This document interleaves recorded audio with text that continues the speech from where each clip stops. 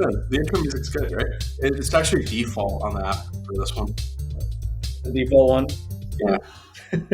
Then yeah, and so I think we can go ahead and introduce you, Cheyenne. Do you All want right. to do like a quick intro, even though you did one last time as well?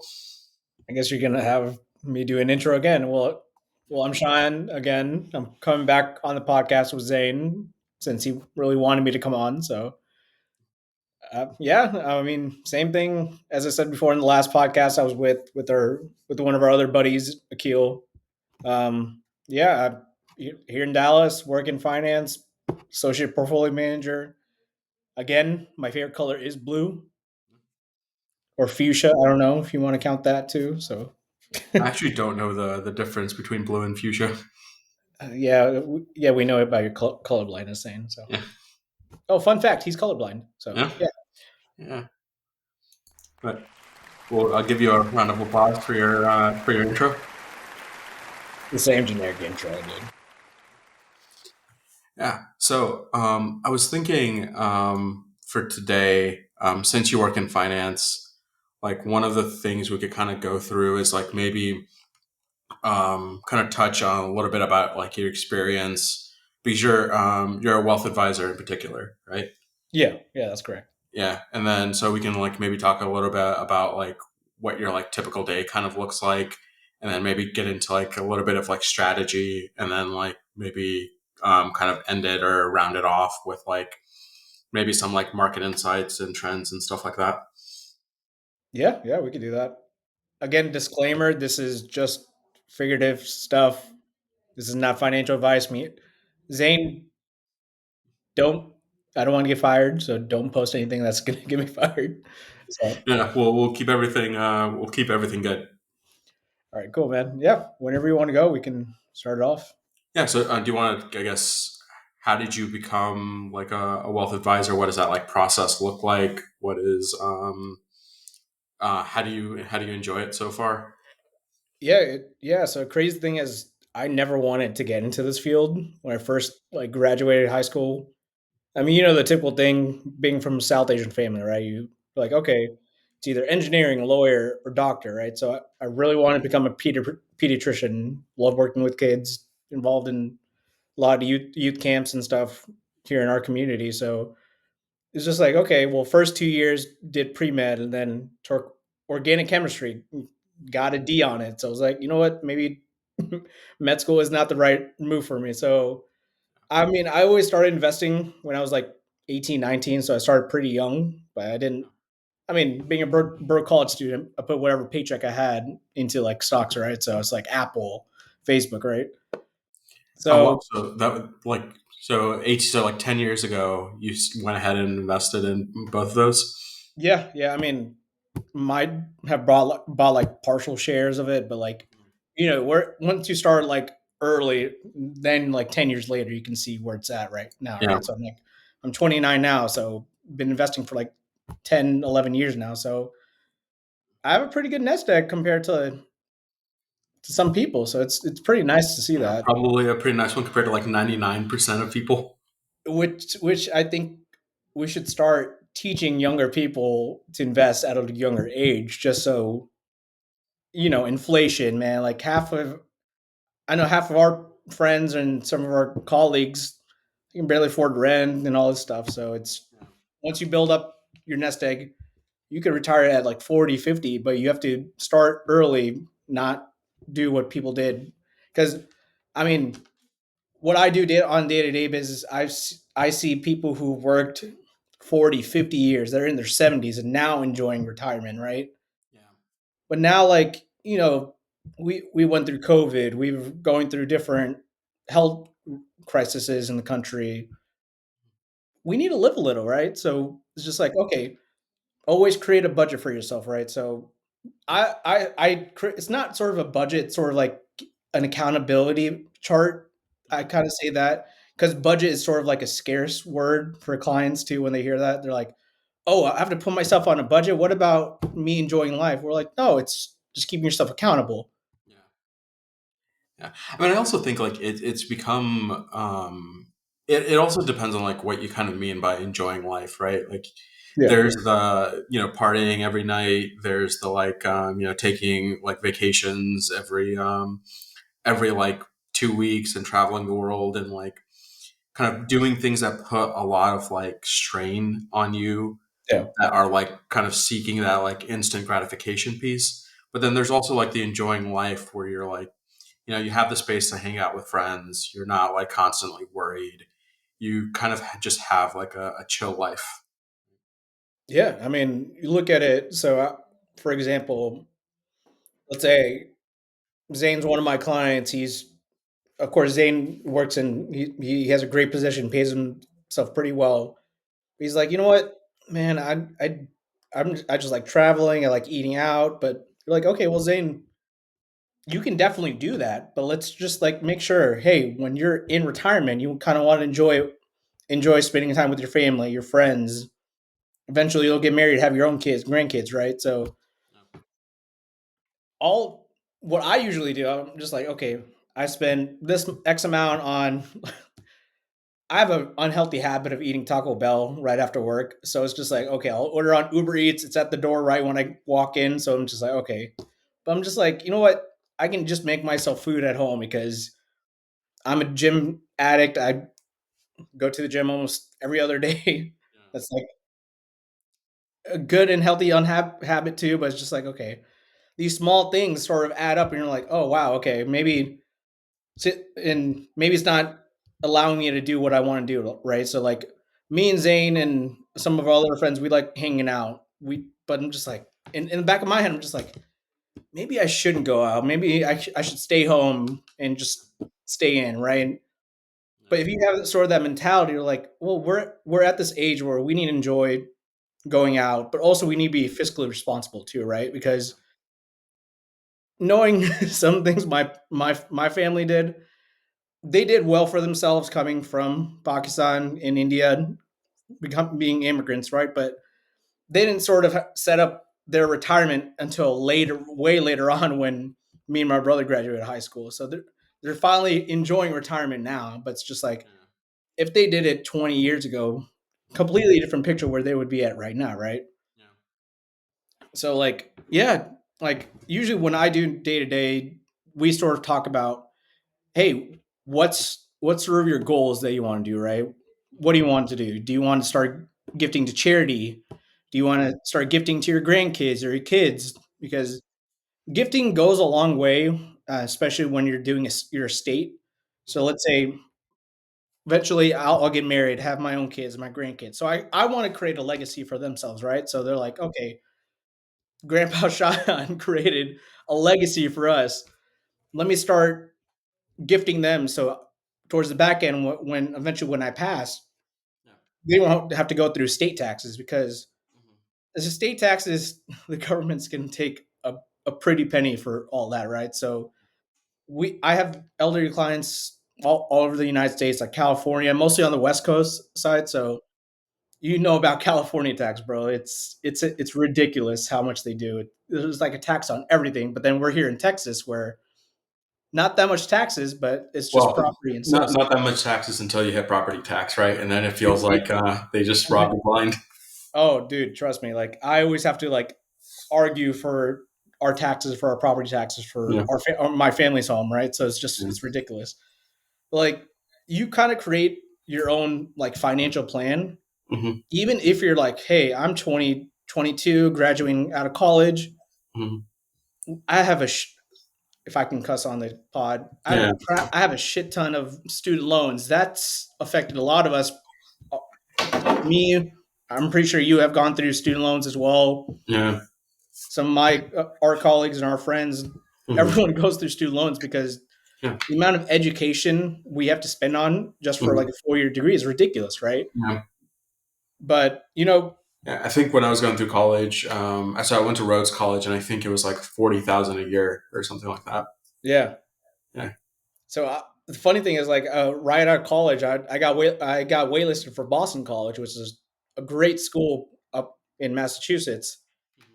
But and the crazy thing is, like, my brother, he's also in the finance industry as well. So he kind of put into my head, was like, hey, Sean, if you go to like UT Austin or UT Dallas, where UT Dallas, I got almost a full ride on it, which thankfully I didn't have any student loans, right? Hmm. But he was like he kind of ingrained that into my head at like 17 or 18. It was, hey, you're gonna get a good education anywhere you go, right? Yeah. But once you graduate college, you want to make sure, like, hey, I'm not paying any student loans. I can actually enjoy my 20s into my 30s and Yeah. so on.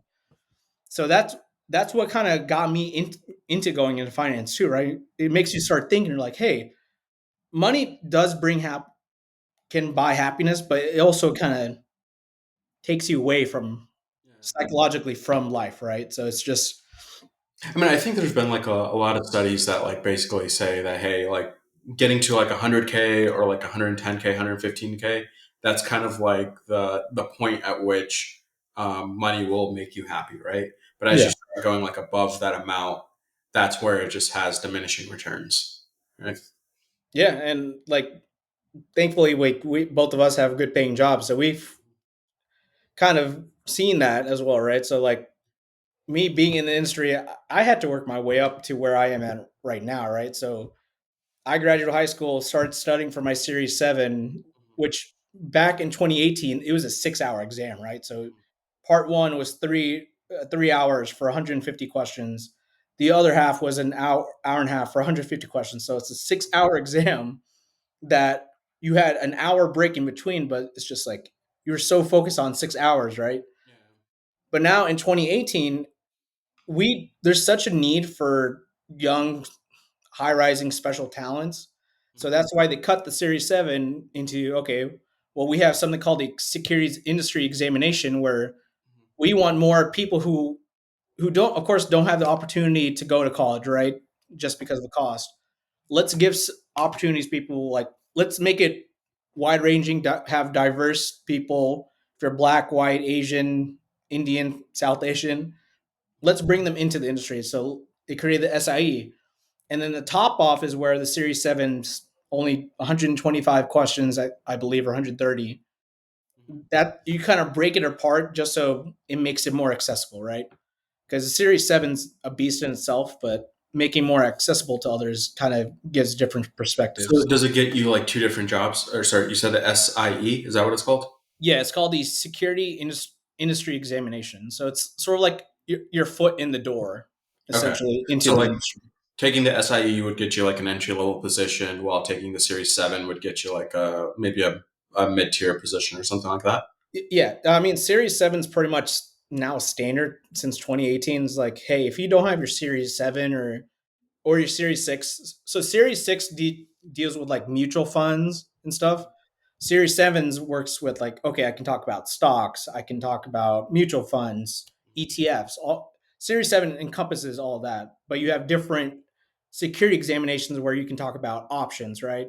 Options is a big thing. Like back in 2021, I think we heard about Roaring Kitty. He was like the big meme stock. GameStop was, I think that was in like being almost 29 now. That was like the best time to start investing. Like Although you I saw think that dramatic. It was crazy. I mean, don't get me wrong. You're gambling your life savings on it too, yeah. but it was so crazy how people were trying to like, okay, hey, if he can make almost 10, $20,000 in 2 hours. What's stopping me from doing that, right? So it's just like, you know what? Let me try putting money into it. So I'll admit it. I put some money back in there where it was like GameStop, AMC, just Yeah. riding the trend. But I knew having that industry knowledge, I was like, okay, maybe I should cut my losses right Mhm. now, take the gains, and just Yeah. go on my merry way, which I did. Because Mm. literally a week later, Yeah. GameStop completely crashed to like Yeah. it went from like 320 as Mhm. a company down to like maybe 1921. And Oh wow. Yeah. in a couple weeks, like a couple weeks ago, Roaring Kitty came back after 4 years. So you had like forums like Reddit just going crazy over it Yeah, I too. saw him on a bunch of interviews as well. I think over the last like couple weeks, and then I guess it was with GameStop again, if I remember correctly. Like Yep. I saw a huge spike. Yeah, it's crazy. He took a $200,000 position that he had because he also worked in the industry, right? He worked, I think, for some firm up in the Northeast, right? So he took almost $200,000 and it's crazy how he's created that to over $250 million, and he's like I believe like one of the largest individual investors into GameStop, just because the short squeeze happened, and also he has so many contract like option positions in GameStop, right? Right. So did I mean I granted I know very little about this, but like I remember hearing that there was some issues about like whether or not what he did was like legit or like valid. I mean, knowing about the short squeeze, and I think like the like financial transactions he made were okay, but I think like I guess getting that many people to make the same kind of trade. Do you know if like where that ended up?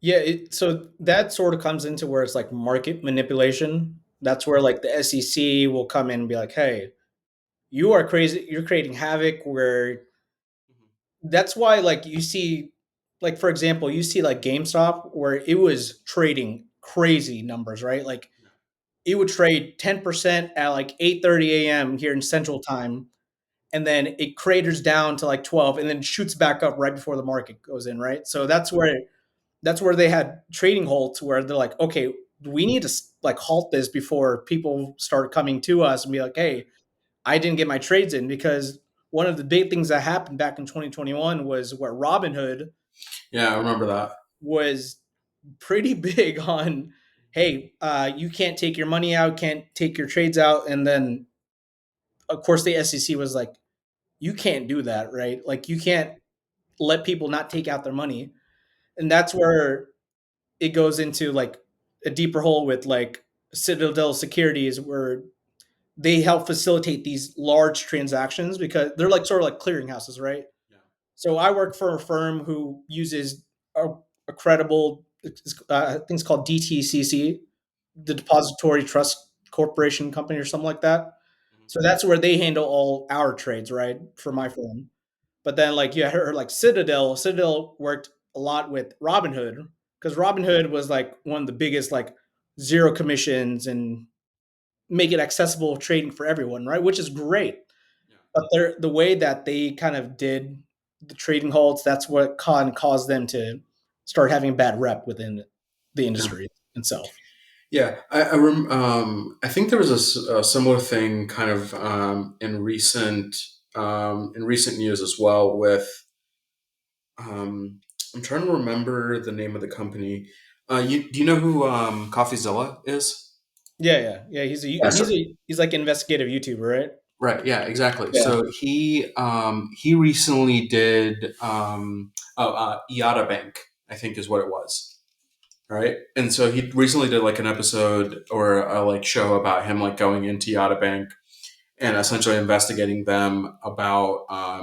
So apparently, a lot of their customers can't withdraw funds currently, or at least I think this was like as of 2 weeks ago or something like that. Oh, But they really? couldn't withdraw. So Yada Bank, like I guess it was marketed as a bank that like incentive is based on like a sweepstakes model. So basically, you invest money, and rather than getting a percentage return, you get entered in for like a sweepstakes essentially, or a lottery of sorts. And so um, it basically incentivizes you to play the lottery to like save your money for the most part, and then you'll get like maybe a lump sum of money depending on how long you stay with Yada Bank, right? Got it. They apparently like switched that model to like more of a casino model or something like that, No, really? and that's where it kind of got started to get a little bit like shady from what I understood in his video. But basically, people couldn't withdraw money from Yada Bank anymore because there was essentially a reconciliation dispute between them and then the bank that like technically I guess backed all of their transactions or all of their like holdings or whatever. So I guess Yada wasn't like a bank per se, but it was more like a wrapper for a bank. Okay. Yeah. Yeah. So I guess it's kind of similar where like Robinhood it wasn't it wasn't the one that was kind of conducting all the trades. It was kind of a wrapper for Citadel. Right. Yeah, because so the funny thing is like, so they came out with a Netflix movie called Dumb Money. I would recommend watching that. That tells the whole story of like 2021 with Roaring Kitty, with Citadel, and surprisingly, Seth Rogen was actually decent.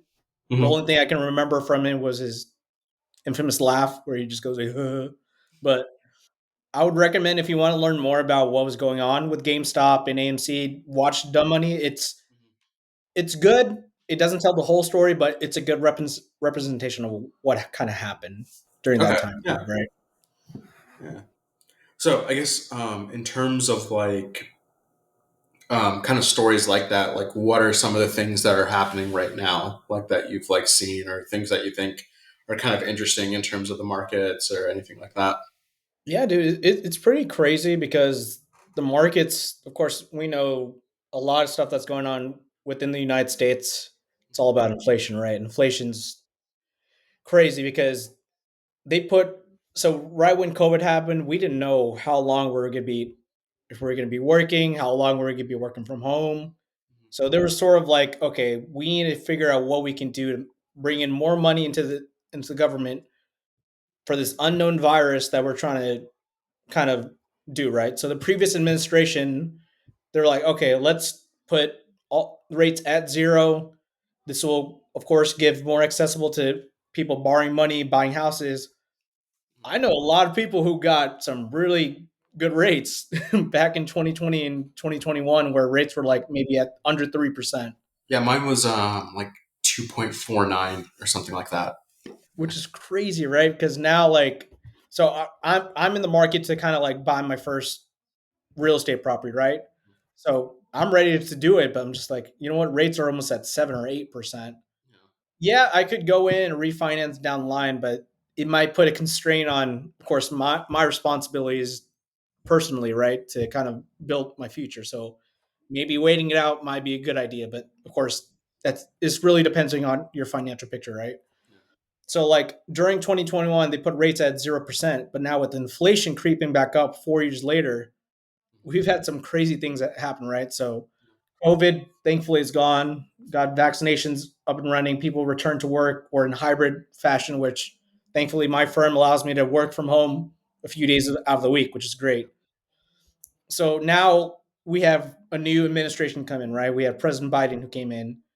He wanted to make sure we can, of course, there's unemployment that happened right before COVID, right? So people unfortunately lost their jobs, didn't know when they were going to get jobs back. So he kind of put like, okay, let's actually print more money, right? So the Inflation Reduction Act was a big thing because cost of eggs, gas at one point was at $4 here in Texas, which is unheard of because Yeah, Texans we love gas, literally have the oil well like right down the street, right? Like bro. it's Texans love yeah, numerous things. It's football, some other things that I don't want to talk about, yeah, and and black gold. gas. Yeah, And gas, right? So gas is king, and black gold, right, is oil, right? yeah, So like oil came up, and then you have the Ukraine crisis going on, so that put a damper on like energy and yeah. having that out. So, and then another thing with the Chips Act. So that was Hmm. investing into uh, here in the United States, creating our own like Yeah. chips instead of Hmm. relying on like China or Taiwan. Of course, we have a good relationship with Taiwan, but of course, China has their own things that are going on, right? So Yeah, all I mean these, that's what yeah, I've heard generally, that like the U.S. actually has like a much larger chip supply than like China does.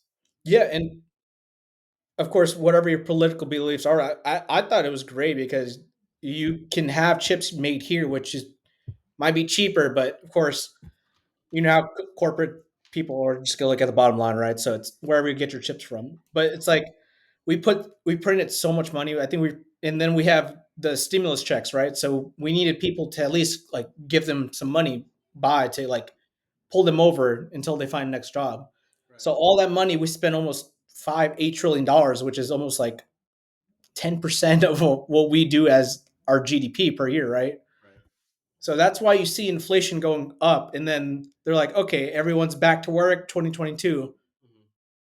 We haven't seen them rate like the Fed raise rates so dramatically within like 18 months since like the 1970s. So the 1970s was the last time where I think Jimmy Carter was president. Hmm. They're going through the oil crisis. the Iranian crisis. So that put a damper where inflation was up crazy around that time. It was even higher than what it is now. But Yeah. now we have, okay, home values, since rates were at almost zero, rates were at like how home values are all time high, right? So now it's putting pressure for us millennials and even Gen Z to get into the housing market, right? So that's why there's like a teeter totter effect. If rates go down, but if home values are this high, it's going to be hard for people to kind of afford houses. Yeah. So now, like, I think we have a group chat between our friends, right? So we talk about like, hey, I saw. Did you see the new CPI, the consumer report? Right? Hey, inflation's going down. The Fed is so on heels right now because, of course, it's an election year. They want to make sure whoever is coming in has a good, you know, good economy. But of course, the Fed's going to be apolitical. They've been run by Democrats, Republicans, independents, right? So they have to kind of make sure they're doing the right thing for the American people, right? Not for Yeah. the political party.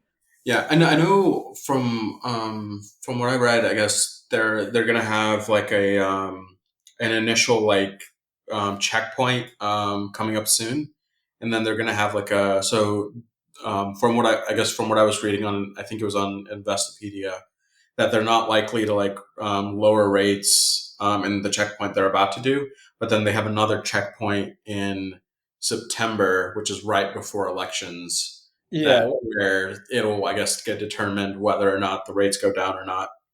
yeah, and it's great that inflation's going down right now because they're so what the Fed, if everyone doesn't know, the Fed wants the inflation rate to be at 2%, right?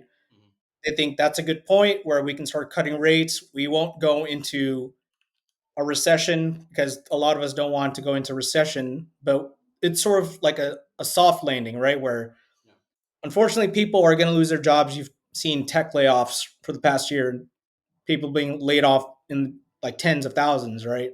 yeah, But then you see like, okay, I'll taper off, and now we'll be back and more of a rising economy, right? So that's what they're trying to do, and that's why these inflation reports that come out almost every week, like the inflation report, the unemployment numbers, you'll as an investor, if you kind of want to know what is going on with the Fed, those are some things that you can kind of like Google research to see what the Fed's kind of trying to decide to do. And like how Zane, you mentioned, they're kind of looking at a checkpoint in September, right? So there's sort of a tool where I think it's on the Chicago Exchange website where it'll tell you like where the odds that they're going to start cutting rates at 25 basis points, which is 0.25 yeah, percentage points, right? mhm, So it'll kind of like show, okay, early on in 2025, that's where they'll see numerous rate cuts. yeah, Because early on in the year, they thought, okay, inflation's going to go down. We're going to have 7 rate cuts. yeah, We may be lucky to even get one that you mentioned, right? So like we inflation's so stagnant right now, which is slowly creeping down, but it's going to take some time to look yeah. at I it mean, too. even so, if you look at it, right? So and correct me if I'm wrong about this, but so I think the with the May inflation numbers coming out, basically it's so the target was 2%, but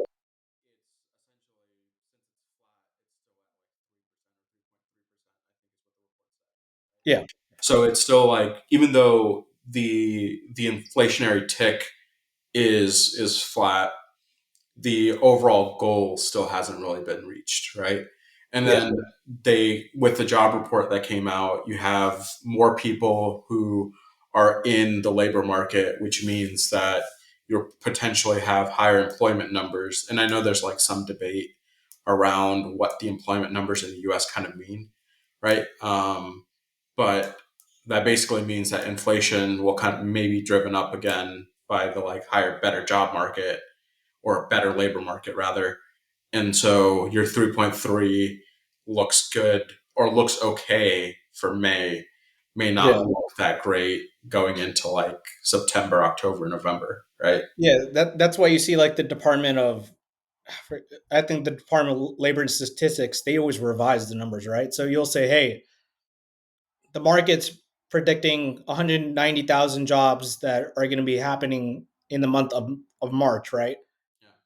out of nowhere, we ended up doing 425,000 like jobs, right?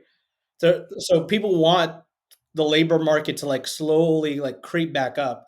We don't want it to go up because, as you mentioned, if that number shoots up, rates are going to slowly going to start creeping up, and that's where we're in that stagflation type little world, right? We don't want to be in that like phase in as a country, right? So that's where again, I studied economics in college.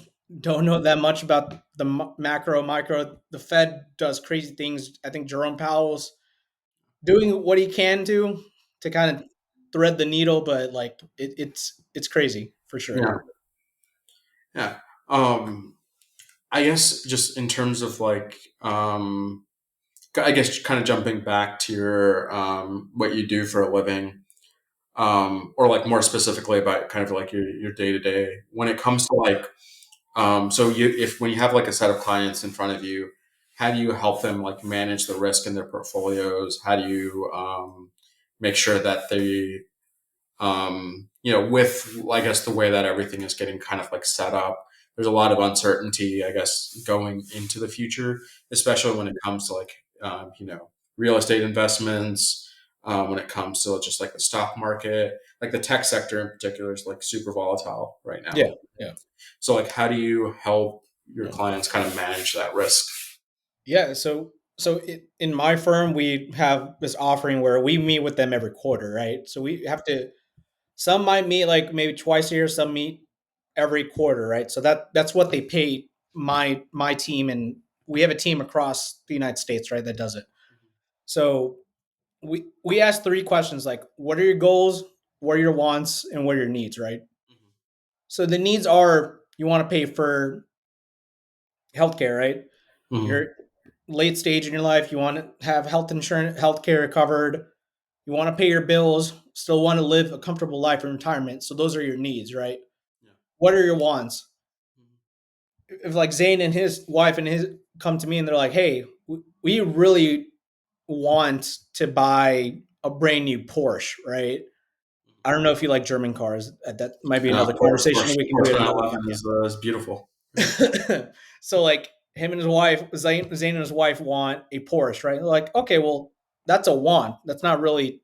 Yeah. That's, you can put that out there. Like, hey, I Hmm. want to travel. I want a new car down the line, and I want to buy some new real estate property, right? So like Hmm. in retirement, we'll have more liquid cash that we can kind of use to buy properties. Yeah. And so what are your goals, right? Your goals are, hey, I want to leave money for my kids, my grandkids, whoever I support. Also want to make sure I can what are other goals they might be?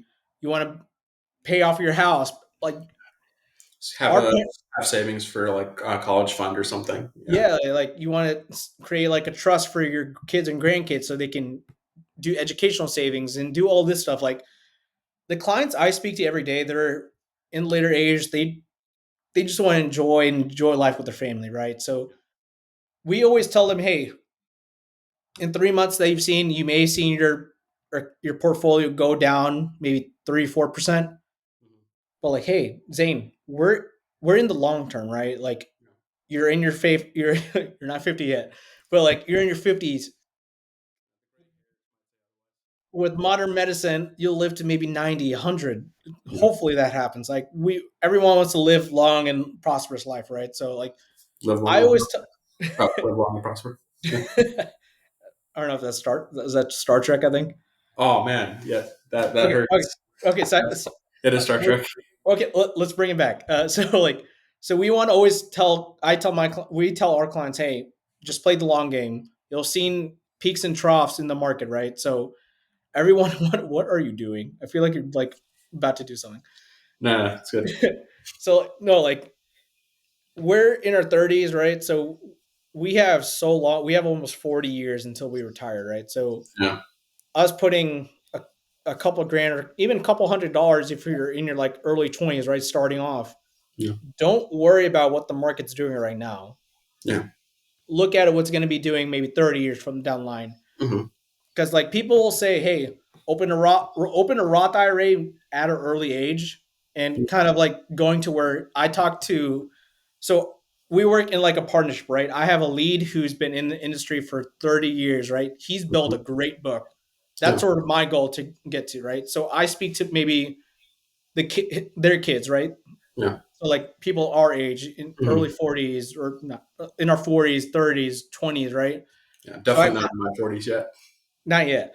But Yeah. like I speak to like our generation, right? So like Yeah. I'll speak to kids who are Gen Zs who are like graduating high school, right? Hmm. I always say, hey, open up a brokerage account and open up a Roth IRA. Yeah. So a lot of people don't know what a Roth IRA is, right? It's a retirement account where you can contribute money into it. Yeah. Don't just contribute money into it. Actually put the money to work for you, right? Because people put in maybe $200-300 per month, and when Hmm. they're retired, they're like, "Why is my money not growing?" Well, you didn't really invest the money. You have $300,000 in there, Hmm. but you never invested into the market. That's where people kind of get confused. They're like, "Hey, I'll put money into a Roth IRA. Hmm. It'll just grow tax free, and I can pull that money out." Yeah, that's true, but like you have to put it into like an S&P 500 fund or some Hmm. sort of growth fund that you can slowly see growth kind of go in, because Yeah. you'll Yeah. get those dividends and interest rolling back into your account. And by the time you're in retirement, you'll have maybe 2-3 million dollars in your account where you're like, all right, cool. I can go on vacation in Tahiti or something like that. I have Yeah. no idea where Tahiti is. I don't know. But Yeah. yeah, go ahead. Yeah. No, that's kind of similar to like so when I my grandmother had left me a Roth IRA, Yeah. and so that's how like I put a little bit of money into it every month. But and I think when I like first got it, or like when it first got transferred to me, um, they basically asked me like how I wanted to like deal with the money. Like, did I want to be like aggressive with it? And then I think so. Mine is with Edward Jones, um, but basically, yeah, Sorry. I'm sorry. Yeah, It's okay. No, I mean they yeah, charge a lot of fees, but yeah, we'll but cut that out and when you edit it. Yeah. So yeah, go ahead, go. yeah. Um, so what I basically I just kind of assumed that like all Roth IRAs were kind of like that, right? Like or all investment accounts, I guess, were essentially like that because I remember when I was doing my 401k, I had like the same conversation. They had me like write down what I wanted my like split to be. Yeah. I could either give them like a specific split, or I could just like tick a box that said like um, aggressive, passive, or whatever, right? Yeah. Yeah. So that's sort of that conversations that we have with clients, right, in retirement. So they're like, how aggressive do you want to be, right? So like us in our age, we can take the risk right now because we Mm, have 30-40 years for the market to yeah. slowly creep back up. So I mean, again, this is not financial advice, but like I'm aggressive in my portfolio. Like I'm Yeah. really heavy into like tech and like developing markets and Hmm. Asian markets because Nvidia just passed Microsoft to be like the largest, the most Yeah. profitable company in the world, right? So like, They also just did a 10-1 split, right? which is crazy, Yeah. and people are still going to put money into that. So that's what you have to do, like put money back into it. But Hmm. like for clients who are like in their 40s, they're like, okay, I have 20 years to retirement. Hmm. Let me be a little bit moderately aggressive. Or people who are slowly creeping in, you'll see like very aggressive. Hmm. 10 years later, okay, I'm moderately aggressive. Hmm. Another 10 years, Yeah. moderate, conservative. And then once you're in Because your retirement, goals change as you get older, right? So the things yeah, that you want to because like, you yeah. have different like financial factors that come into play, right? You're like, okay, for the first 18 years, Hmm. kid goes to college, he's good. But Yeah. then you're like, okay, I'm retiring. I need to pay for a mortgage, also like pay for healthcare when you're in like your 60s and 70s. Hmm. That's where people start going into like more fixed income, right? So they want Yeah. more income to come to them. Yeah. But when you're like in your 20s to like maybe mid 50s, like Hmm. you can see the growth. But then Yeah. once that retirement conversation comes in play, you're like, all right, Shine, I'm ready to retire. That's when we flip the script, right? Yeah. Talk about more like, okay, again, the goals, the wants, the needs. That's what kind of comes into Yeah. changing the different factors in their investment mix. Yeah. Like we can go into like aggressive, for example, is like 90% into stocks and then Mhm. 10% into fixed income, right? Of course, Yeah. take advantage of like treasuries and CDs and stuff like that. But then you'll start creeping that 90% down to like 60, 50, and then Mhm. 10, right? Yeah. Yeah, I have clients who are in the tech space, so they have several accounts. Are like, okay, one's account is for retirement, the other account is like my play money, right? So I had one client who's like really into tech stocks. That's his play money. Like, yeah, when you're in retirement, you can play, you can invest in the market and enjoy trading, Yeah. but you should have an account where you can rely on to pull money for like paying deal month to month expenses, right? Yeah. Yeah. So one thing I was kind of curious about is that, like, one of the things that I've kind of heard in the past, or not in the past, but like more recently, is that I feel like people are a little bit more scared about investing in the U.S. in particular, right? And I mean, you mentioned earlier like potentially investing into like Asian markets or something like that. Yeah. Like, I guess for people who think that like the US is like headed for a downturn, what do you think they should do? Or like what do you think like would be like potential like ways to hedge the US markets? Right. Yeah, because I personally I think the US market's overinflated with the numbers.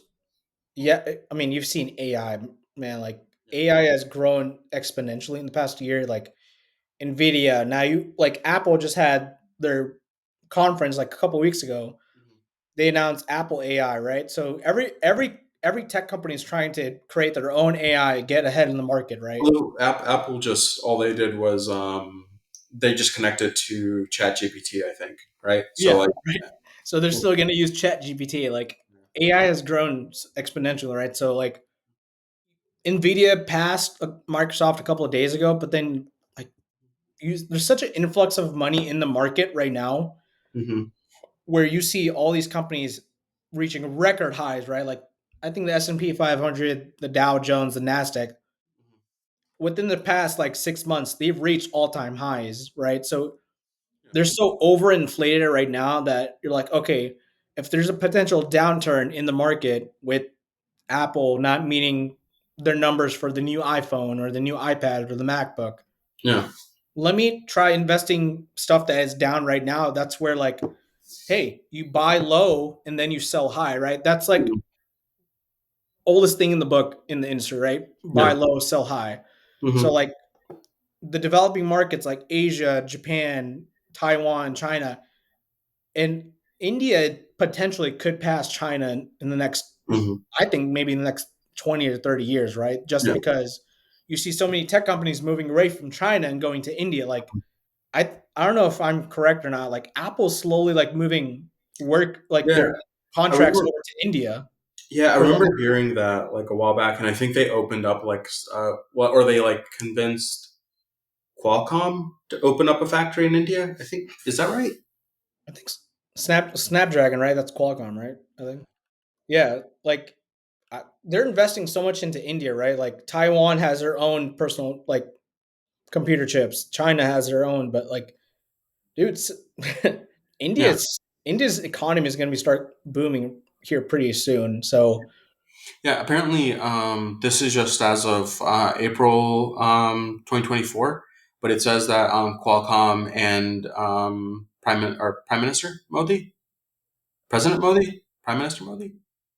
one of Sorry, I those don't know how two. like their political system works, but Modi is apparently making like a huge push toward semiconductors. Yeah, So dude. Like, so, and that's why like I think the develop again not financial advice. Again, I can not state that enough. Me, I'm a financial advisor, but this is not financial advice. But Zane is not. So that's just a I am not. disclaimer.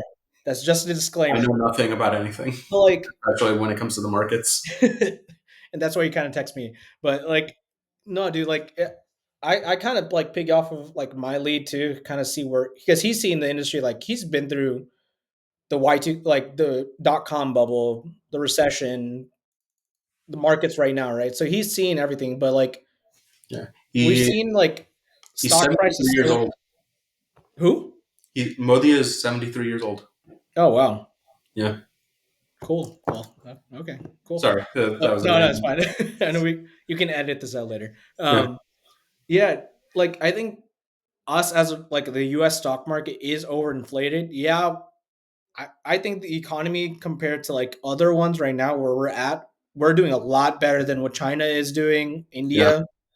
But like sooner or later, we're gonna hit a wall where the stock market's gonna have a correction. Like there's a correction that happens every time in the market, right? Like you see early on in like the year where hey earnings are coming out, they'll talk about their yearly developments, what they're looking for like each stock.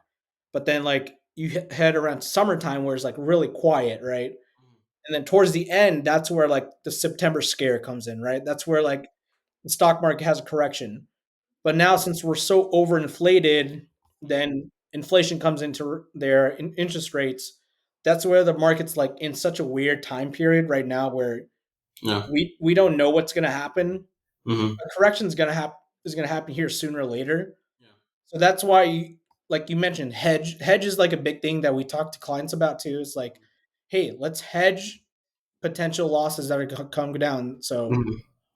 okay, invest into US markets, but let's look at international stocks. Hmm. Let's take advantage of the interest rates right now. Right now I think the 3-year treasury is at like maybe 5.2%, 5.3. Yeah.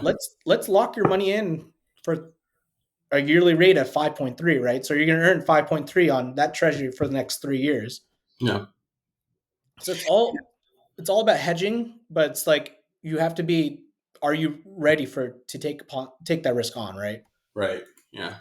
No, that makes a lot of sense. And I think like with all like the geopolitical uncertainties going on in the world, and with like I mean even with like the uncertainty when it comes to like the interest rates, Yeah. uncertainty when it comes to like inflation, I feel like you kind of do just have to like take a lot of different bets and kind of hedge out as much as you can, just because you actually just don't know what's going to happen in the future. Yeah, and like we tell any financial advisor you go to, if it's either at Edward Jones, Fidelity, Schwab, Mhm. Vanguard, we're not we can't time the market, right? We Yeah. can just say, "Hey, this is our expert opinion."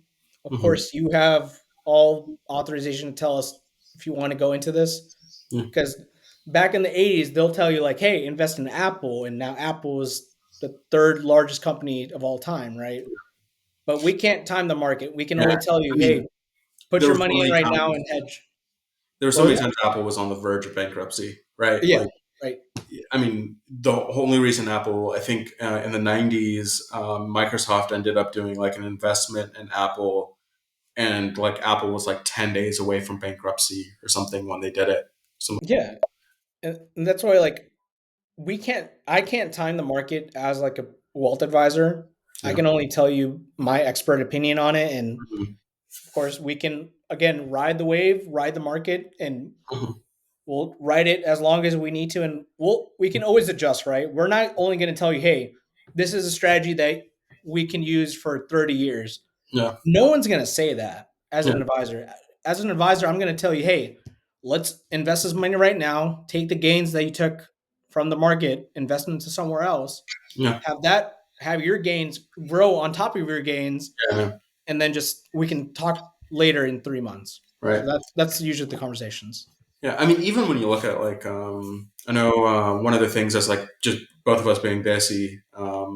Like, I think one of the biggest like things is that the real estate market always ends up kind of being what like a lot of people from like the subcontinent kind of really care about, right?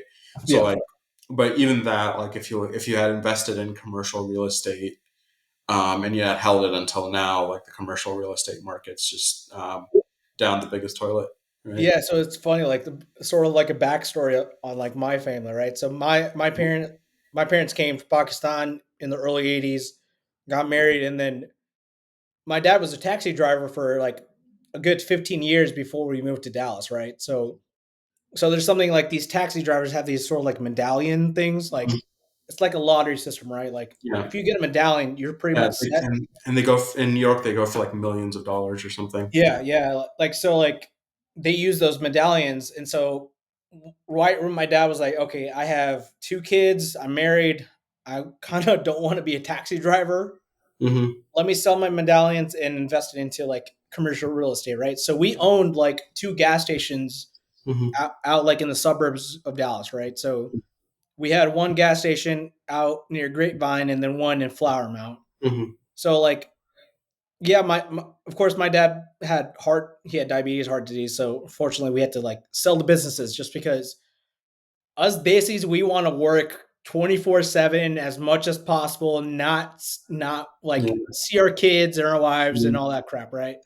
Yeah. So like we made it like my dad made a decision like okay, we'll sell the businesses. But the crazy thing is like we hear stories now like 20 years later, it's like we have FOMO, right? Like if we Yeah. held on to our gas station in Grapevine up Yeah. until like now, it Hmm. would be worth like at least like 10 times what it was worth 20 years ago, right? So Yeah. it's like again, the commercial real estate market, we didn't know what was going to happen 20 years Yeah. ago or 20 years later. So we're like, okay, Yeah. like yeah, we can't time that, right? So we can only take the leap of faith and see what happens from there. Right.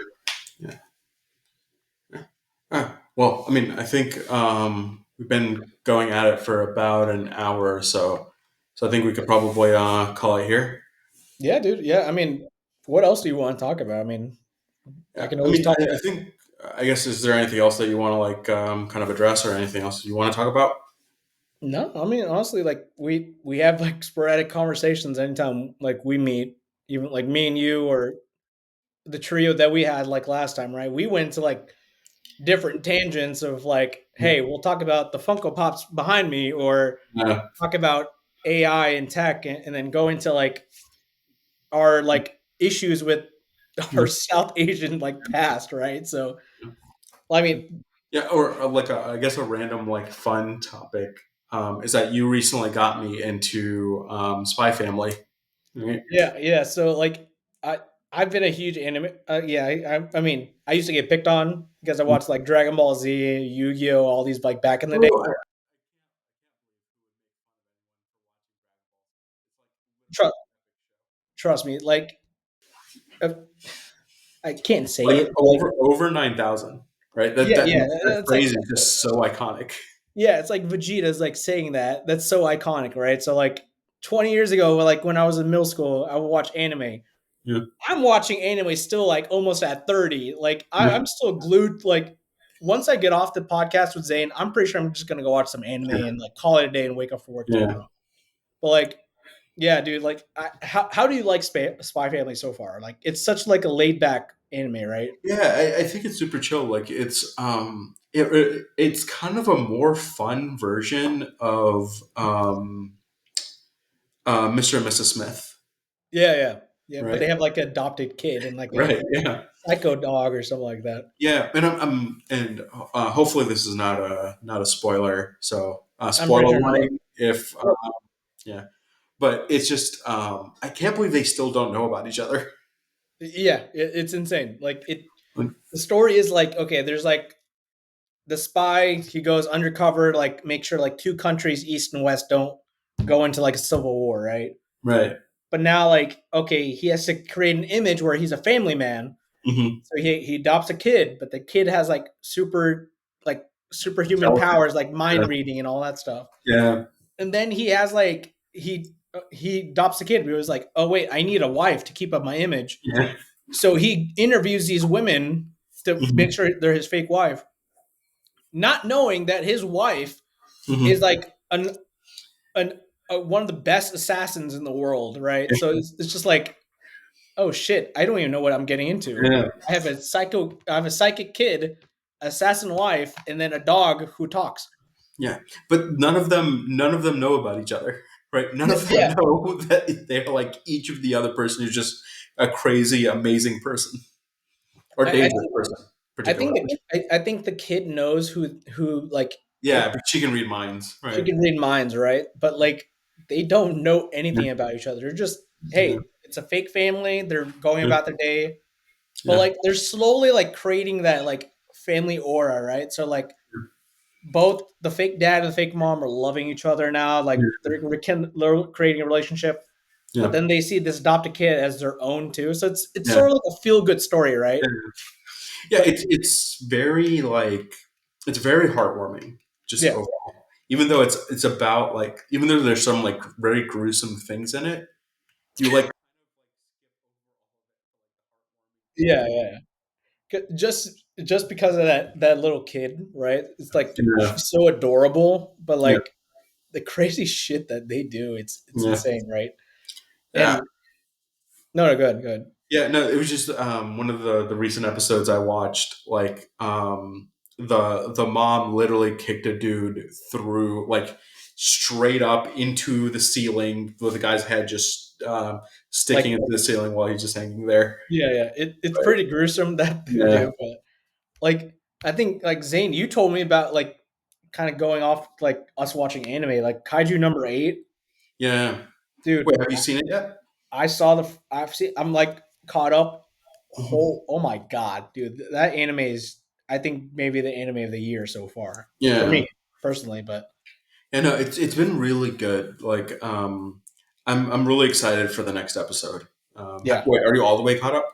I think I have one more episode left, but Okay. I, Oh, I won't say anything then. it's getting good. It's Yeah, getting really good. But yeah. I ordered the manga as well, so I'm gonna try to start reading that. oh really? Oh Yeah. shoot, dude, yeah. I need to start reading the anime too. I don't, I also love the opener and the ending songs. So Abyss by Youngblood for the opening, and then Nobody by One Republic for the ending. yeah, dude, it's crazy how like American artists are like going to like start seeing like the intros and the outros for like anime shows, right? I've Yeah, never seen that before. yeah. No, I mean, I think it really started with video games for the most part because I remember League of Legends, like used to bring in a bunch of like famous artists. Overwatch started doing it with lesser. I mean, not American artists, but I think they did La Seraphim, right? Or Sarah, Yeah, I it's don't like know. a K-pop band or something like that, Yeah, right?